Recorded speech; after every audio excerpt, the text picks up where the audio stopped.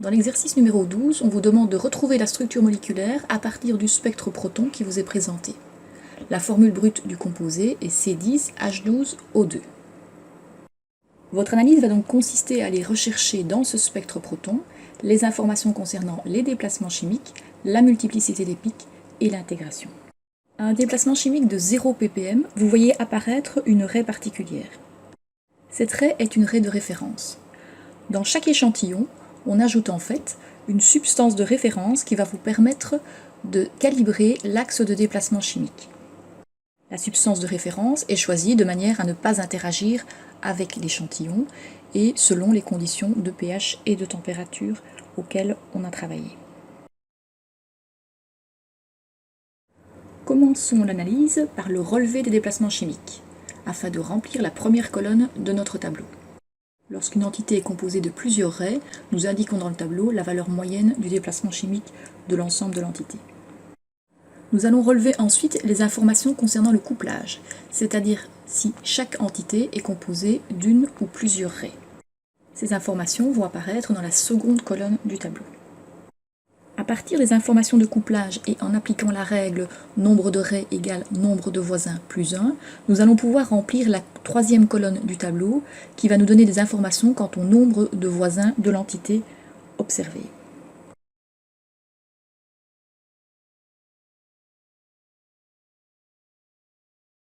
Recherchons maintenant les informations relatives à l'intégration. Ces informations apparaissent sous le spectre en dessous de l'axe des déplacements chimiques. Dans le cadre d'un spectre proton, je vous rappelle que l'intégration correspond au nombre de protons représentés par le pic. Dans le cadre de cet exercice, l'intégration nous est donnée de manière chiffrée. Voyons comment nous allons faire correspondre ces chiffres, qui sont donnés de manière relative, au nombre de protons. D'après la formule moléculaire du composé, celui-ci comprend 12 protons. La somme des intégrations correspondant à chaque pic doit donc correspondre à 12 protons. Si on additionne ces chiffres, on arrive à un total de 158,7. Si on applique simplement une règle de 3, nous pouvons trouver la correspondance pour un proton qui est de 13,2. Nous allons maintenant pouvoir répartir les 12 protons entre les différents pics, sachant que chaque pic correspond à une valeur entière de protons. L'entité à 2 ppm est donc composée de 3 protons, celle à 3 ppm de 2 protons, celle à 4,3 ppm de 2 protons et celle à 7,3 ppm de 5 protons.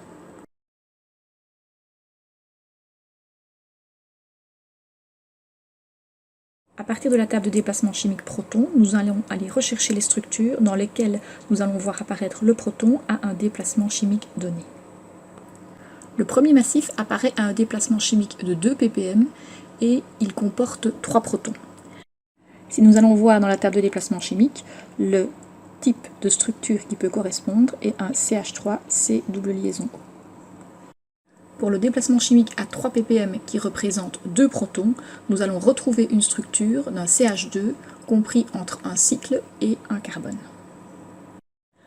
À 4,3 ppm, nous recherchons une structure qui comporte 2 protons, donc une entité par exemple de type CH2, et lorsqu'on regarde dans les tables de déplacement chimique, on retrouve un CH2 lié à un oxygène et à un carbone.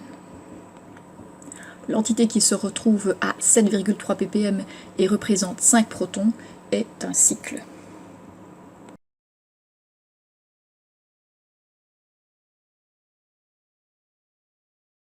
Nous avons maintenant réuni les différentes pièces de puzzle qui vont nous permettre, en les associant, de reconstruire une structure moléculaire qui correspond à une formule brute C10H12O2.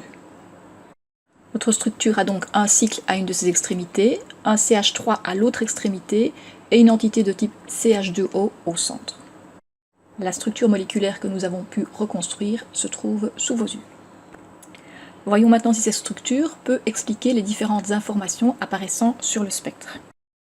Au niveau des couplages, il n'y a pas de couplage possible entre les protons qui se trouvent sur le cycle et les protons du CH2 voisin, car ceux-ci se trouvent à plus de 3 liaisons. Les deux CH2 se trouvant un à côté de l'autre, il y a couplage entre les protons de ces deux entités qui apparaissent donc chacun sous la forme de 3 raies. Les protons qui se trouvent sur le massif CH3 n'ont pas de voisins, donc apparaissent sous la forme d'une seule raie.